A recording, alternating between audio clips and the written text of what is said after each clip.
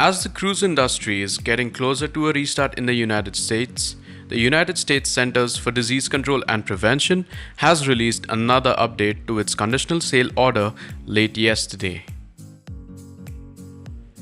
You're watching Get Cruise Ship Info and more. In today's latest cruise news update for May 16th, we take a look at more encouraging updates from the CDC for the conditional sail order. But before we move ahead with the video, please make sure to subscribe to my channel and activate notifications so that you stay updated with me whenever I drop my next latest cruise news update. Now, without further ado, let's get started.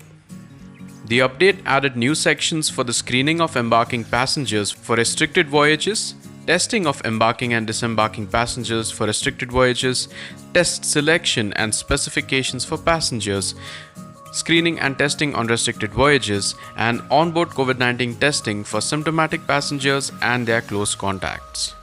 These directions apply to both test cruises as well as revenue cruises while the conditional sail order is in effect. The CDC now requires cruise lines to look for symptoms or signs of COVID-19 and screen for a known close contact exposure to a person with COVID-19 within the past 14 days.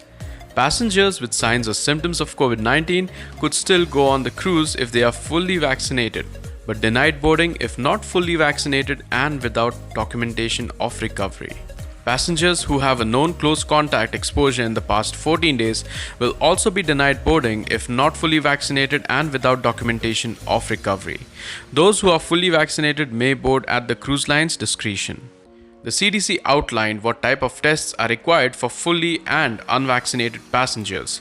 Fully vaccinated passengers do not need to be tested on embarkation day, disembarkation day, or even going on a back-to-back sailing.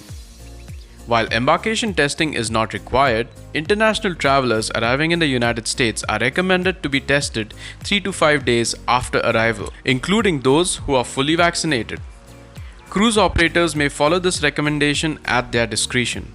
Those that are not vaccinated will need to take a viral, NAAT or antigen test for embarkation day, disembarkation day, and if doing a back-to-back cruise.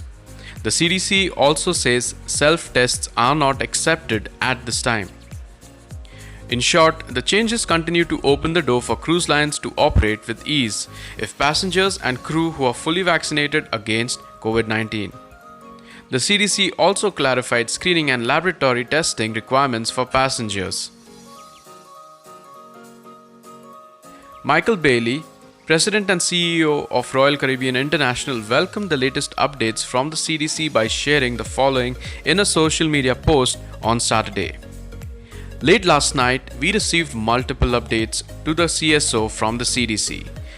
All reflect the significant progress made with the vaccines. Reading the updates last night and this morning gave me increased optimism. Today, the light at the end of this long dark tunnel is bright. One step at a time.